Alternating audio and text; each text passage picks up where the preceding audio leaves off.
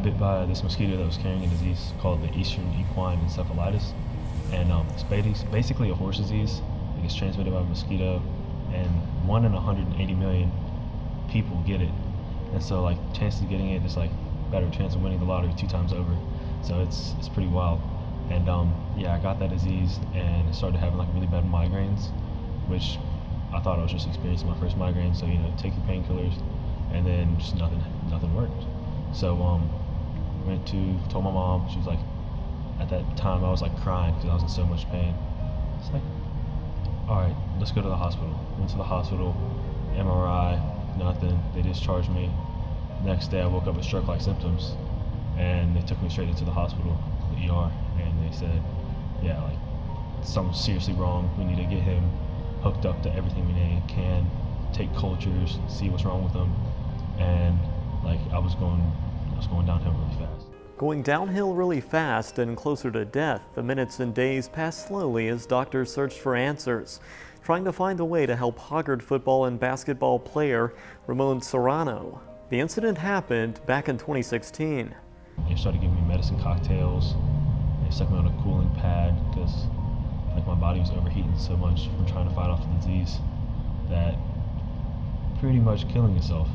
And so they put me on a ventilator for 2 weeks. I was in a medically induced coma. I had a probe drilled in my head, about right here, so they could test the swelling and the fluid in my brain. I have scars all up and down my arm, and nerve damage in my hand from the needles, stuff from my veins collapsed. And I told my parents that I was gonna die. They said, say your last goodbyes, and my mom said no.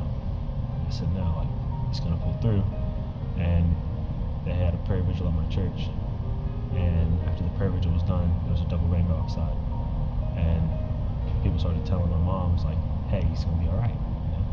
God is good. And by the grace of God, I started to pull through, started showing signs of improvement.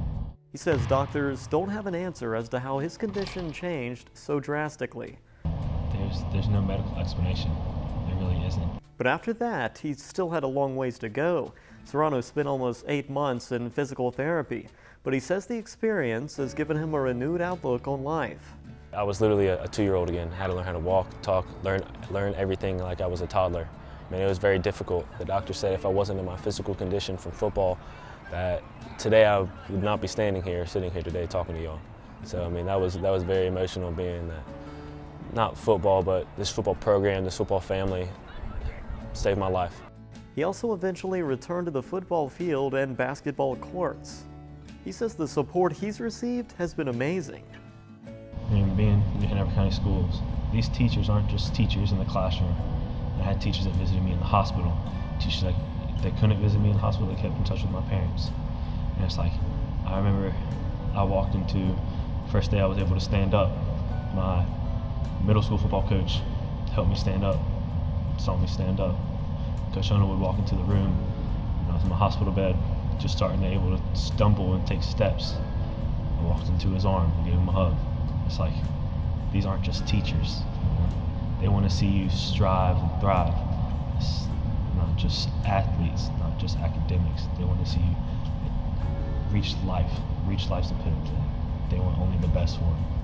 His coaches say he's an inspiration to everyone around him. Just every day, how hard he worked, how much he tried to learn what it was that he needed to be able to do, to be able to help us out, whether it translated into minutes out on the court or just in practice preparing the other guys to be able to play. And just the way that he approached things every day and how hard he played was, I think, an inspiration to our team, just with that kind of effort that they saw day in and day out. We talk about football being able to apply to life, and there's a lot of difficult situations out on the field.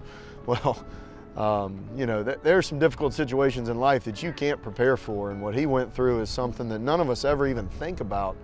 And to be able to fight through that, and to be able to come out and not only be walking around, but to have such an incredible spirit and such an incredible attitude of serving others. We talk about servant leadership. I think Ramon is the greatest example of that in our senior class. I mean, we have we have multiple great examples, but Ramon just, I mean, you watch him around the school, he's always looking to help others, he's looking to reach out to others, and it's an incredible thing, and that example for our program is something that's gonna leave a legacy here.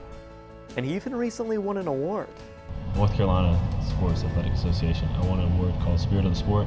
It's basically like a student athlete that has overcome great adversities, and by doing so, making the community better and people around their life is better as well.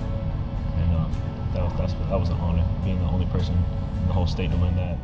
As for what's next for Serrano? I got something at ECU and UNCW, and so the possibility of me going there, both of those places, are about 50-50 right now. But whatever God takes me, I mean, that's wherever I'll go.